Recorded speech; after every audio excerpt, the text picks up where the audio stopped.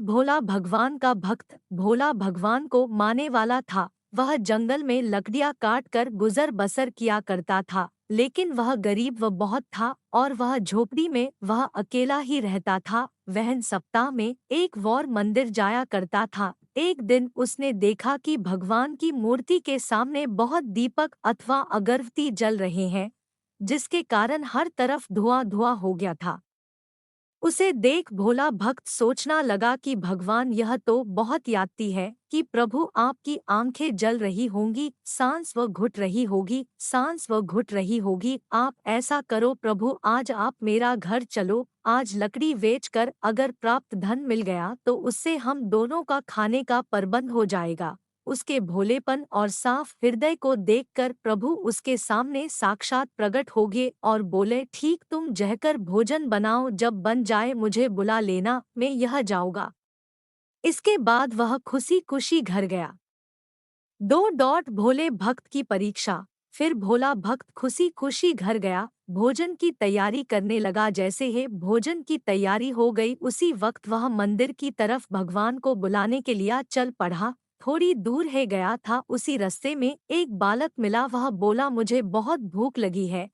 फिर क्या भोले भक्त को उस पे दया यह आ गई और वह उसे अपने साथ अपने घर ले गया और बड़े प्रेम से उसने उसे भोजन करवाया। भोले भक्त की परीक्षा। भोजन करवाने के बाद वह फिर से मंदिर की तरफ चल पड़ा। रास्ते में उसे एक बुढ़िया मिल गई और बोली, मैं बहुत दिन से भूखी हूँ, अगर कुछ खाने को मिल जाता तुम्हारा भला हो जाएगा। वह फिर उसे अपने साथ घर ले गया और उसे भोजन खिलवाया और आशीर्वाद प्राप्त किया। अब भोले का घर का राशन खत्म हो गया तो वह लाला की दुकान पर राशन लेने गया। जैसे ही उसने अपना सारा विरत्यंत लाला को बिताया तो वह उस पर हंसने लगा कि भगवान व कभी कैसे घर खाना खाने आते हैं।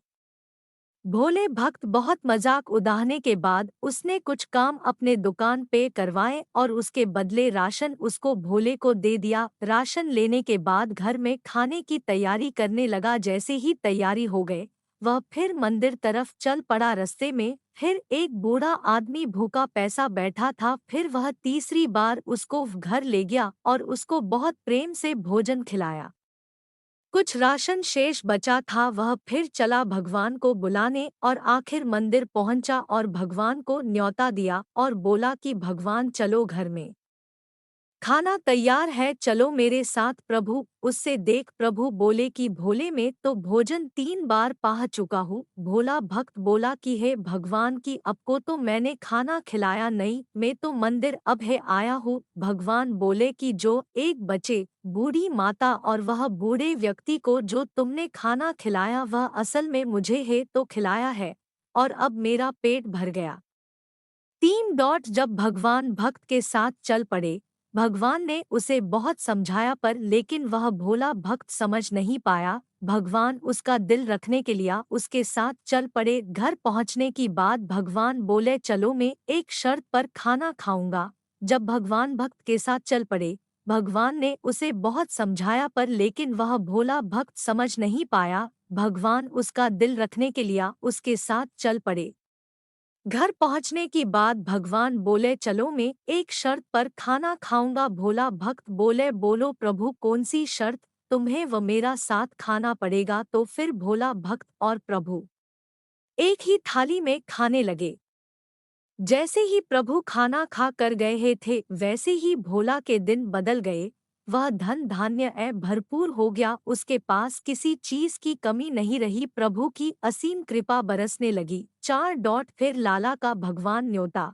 भक्त भोले की कहानी। यह सब देख वह लाला जो उस पर हंस रहा था, वह यह सब देख हैरान हो गया और लाला मंदिर जहकर भगवान को न्योता देने लगा कि प्रभु मेरे घर आयो और खाना पायो। प्रभु उसे बोले कि तुम घर जाकर प्रबंध करो और जब बन जाए मुझे बुला लेना। लाला हंसता हंसता घर गया और अपने नौकरों से बोला कि मंडप की तैयारी करो और 36 प्रकार के बढ़िया भोजन बनवाए।